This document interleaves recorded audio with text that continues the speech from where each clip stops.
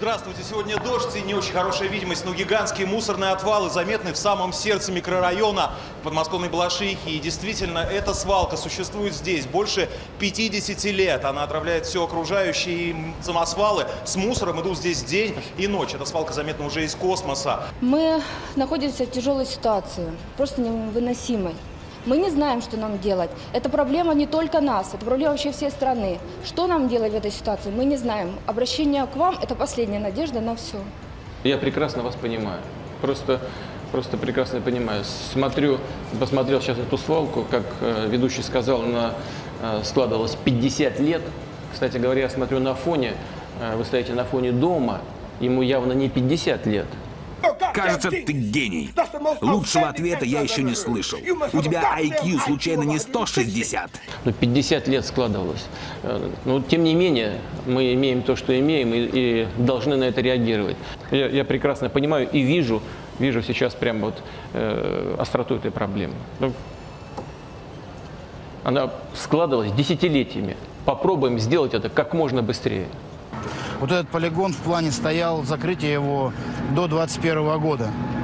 Сейчас наша задача найти возможность сдвинуть этот срок и, учитывая то, что город наступает, соответственно, уже на свалку, постараться закрыть его раньше. Когда будет закрыта эта свалка, которая жить не дает им и их детям? Губернатор обещал эту свалку закрыть в 2019 году. А что, до 2019 года туда все будут мусор свозить? Владимир Владимирович, ну, эта свалка, она на самом деле не входила в список полигонов, который должен был ликвидироваться. Ну, не важно, входила, не входила. Я спрашиваю другое. До этого времени будут туда возить мусор? Ну, на данный момент не принято решение окончательного закрытия вот сегодняшнего дня. Просто предварительно надо было провести все необходимые работы. Вот послушайте меня, и чтобы Воробьев меня услышал. В течение месяца закрыть эту свалку. Значит, запомнили, что я сказал? Да, Владимир. Хорошо. Свалка в Балашихе, на которую жители пожаловались в ходе прямой линии с Владимиром Путиным, с завтрашнего дня будет закрыта. Мусорная свалка в Балашихе должна быть закрыта в течение месяца, а не к 2019 году. В одно мгновение ставшая известной на всю Россию свалка бытовых отходов Кучина в Балашихе закрыта. Также в одно мгновение. Полигон Кучина закрыт. Огромная свалка под Балашихой перестала принимать мусоровозы. Вот как раз за моей спиной подъезд к полигону. Еще ночью здесь стояла огромная очередь самосвалов, водители которых в последний момент еще надеялись сдать мусор на свалку по заранее купленным талонам. Но в 4 часа утра их уже разогнали прибывшие сюда полицейские.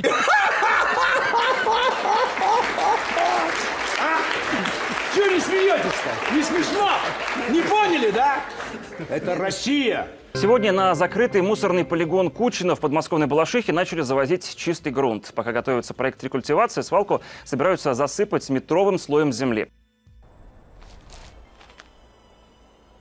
Ваши проблемы – моя ответственность. Закопать.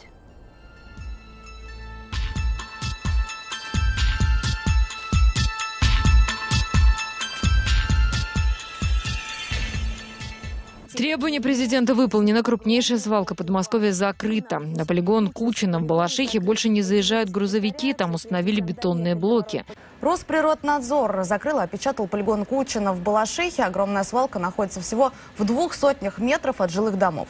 На фоне скандала вокруг мусорного полигона Кучина глава Балашихи Евгений Жирков подал в отставку. Он написал заявление по собственному желанию. Крупнейшая в Подмосковье свалка Кучина закрыта. Последние грузовики с мусором разгрузились на ней 3 часа назад. Снова перенесемся в Балашиху. Министерство экологии Московской области в срочном порядке перераспределяет потоки коммунальных отходов, которые должны были вести на свалку, закрыть которую поручил Владимир Путин.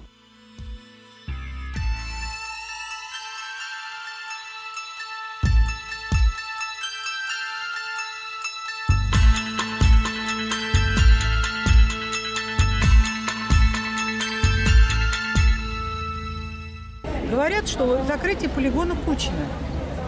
А мы здесь все, вот жители, вот кого не спросите, это закрытие полигона Торбеева. Потому что мы даже уже собирались на днях там.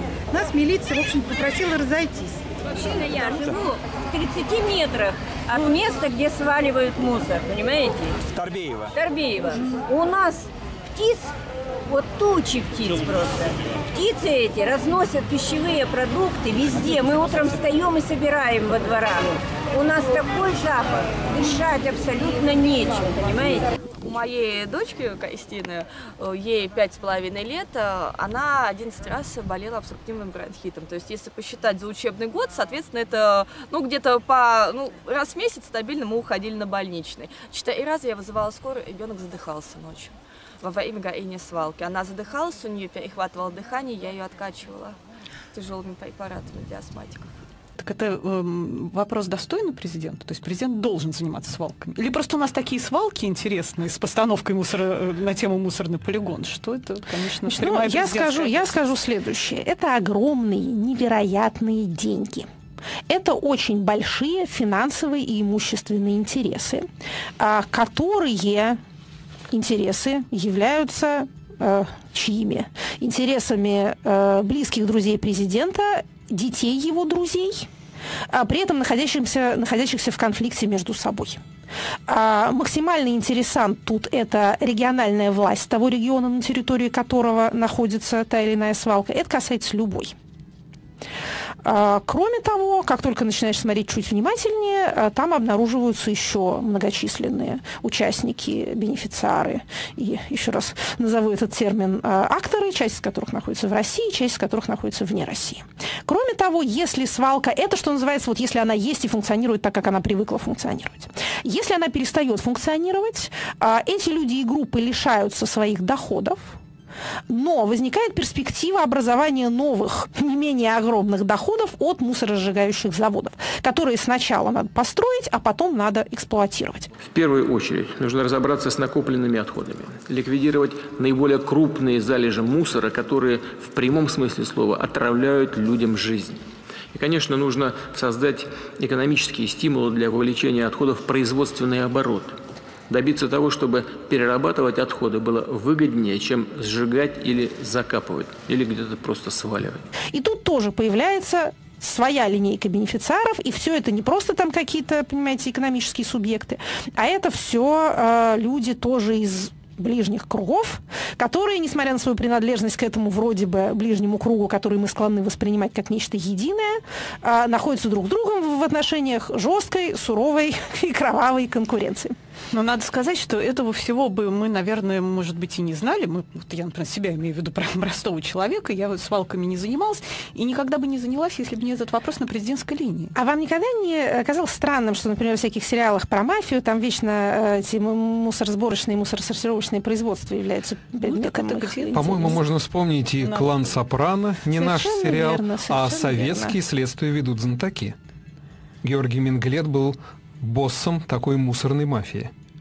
Его герой. Вот видите, даже реалистический советский кинематограф не мог пройти. Но если бы этот вопрос не попал на президентскую линию, мы бы сейчас, наверное, может быть, и не обсуждали эти свалки, а подмосковные власти не мучились бы так вот в районе этой Балашихи и не возили. Вы знаете, я думаю, что наоборот, вы причинно-следственную связь путаете. Если бы это не был такой важный и трагический вопрос, то о нем не было бы упомянуто на прямой линии. При всем уважении к нашим прекрасным согражданам, которые своей нуждой и тяжбой и сердечной болью идут к президенту, все-таки вопросы там звучат не просто так, и попадают они в этот сценарий не случайно. Кто-то поставил туда этот вопрос. Зачем? Ровно для того, чтобы вызвать ту цепочку последствий, которые мы сейчас с вами наблюдаем. То есть это не случай кирпич на голову упал, да? Ах! Кто-то вдруг вылез тут с вопросом, у меня тут свалка вонючая под носом, и дальше как домино покатилось. Нет, значит, домино это повалилось довольно давно, и очередная Президент ведь отвечал подготовленным. Он рассказывал, сколько и в каких регионах будут построены теперь вот эти мусоросжигательные заводы. Какая японская корпорация обеспечила их технологиями. Да. Он все это рассказывал. То, что он, в принципе, в курсе этой темы, это закономерно, потому что это, еще раз повторю, большая тема. Это, это индустрия такая, да, точно так же, как хорошо бы, чтобы он знал о нефти, газе, здравоохранении и тарифах на ЖКХ, точно так же и об этом, о мусоропереработке. В других темах он, кстати, оказался не настолько всезнающим, а свалкам посвятил на президентской этой линии довольно много и просто блистал там знаниями. Так кто этот кто-то, кто поставил этот вопрос? Слушайте, вам фамилию что ли назвать? Да. Это важно? Это важно? Но удачно ведь получилось, что они этой темой, как бы поднятием ее на прямой линии, убивают двух зайцев. Решение финансово-экономических вопросов, бизнесовых вопросов. И второе, смотрите, как президент отвечает на чаяние народа. Ведь жители Балашихи, они действительно недовольны этим мусорным гадюшником, который у них под окнами. И глава государства помогает и одним, и другим. Двух зайцев одним ударом. Ну, собственно, да. Для чего прямые линии-то у нас заводятся? Не для того, чтобы там что-то неприятное показывали, а для того, чтобы там приятное показывали. Не для того, чтобы представать в невыгодном свете, а наоборот, чтобы в выгодном. Это, по-моему, вполне логично. Так ну, что касается недовольных жителей Балашихи, то когда у них построят мусоросжигающий завод, они не будут сильно довольнее, чем они есть сейчас. Я изучил сегодня планы подмосковных властей, те проекты, которые опубликованы. Вот именно в Балашихе завода не будет. Для них выбраны другие площадки. Ага. Так что жители конкретного подмосковного города смогут, наверное, во всех смыслах вздохнуть свободно и спокойно. Их ждет чистый воздух. Увидим. Тут Нарафаминск, Солнечногорск, Ногинск и Воскресенск. 4 предварительные площадки. Но, кстати, как интересно все совпало. Итоги конкурса, который затрагивает строительство этих предприятий, будут подведены через 5 дней, 30 июня. Там еще интересно то, что губернатор Московской области как-то сначала отказался реагировать на сказанное на прямой линии, говорил, что нет, мы ее закрыть не можем, мы ее закроем в 2019 году, и вообще отстаньте от меня своими глупостями. Вот. Потом в результате там была драматическая сцена на заседании правительства, там президент говорил, что прямо вот сейчас, сию минуту. И сегодня с утра вопрос решен. Ну, пришлось все-таки устраивать какой-то плюс к прямой линии, еще дополнительную прямую линию специально для губернатора Воробьева. Так что, дорогие друзья, вы понимаете, что даже к мусору не стоит относиться слишком легкомысленно. За ним стоят большие интересы и большие деньги. Звучит тревожно. Всем стало страшно. Ну, вообще, я не знаю, кто на нынешнем этапе развития цивилизации относится к этому легкомысленно. По-моему, все уже в курсе, насколько это большая тема. Нет, с точки зрения экологии, да, а с точки зрения политики и бизнеса я не представлял себе. Ну вот видите, как хорошо. Много нового. Теперь да, вы узнали про свалки.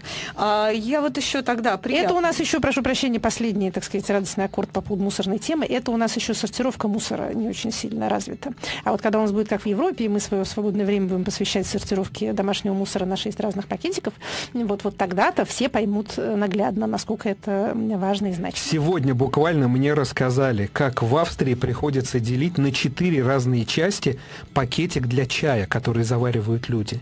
А 4 разные... Потому что там бумажка, био составляющая, железная скрепочка. И пластиковая нить.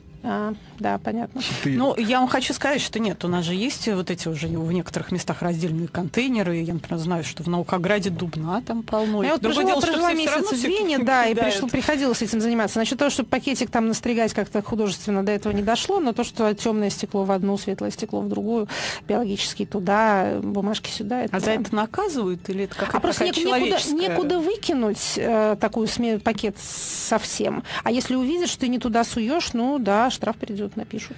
Соседи будут недовольны, а тебе будет неловко смотреть им в глаза.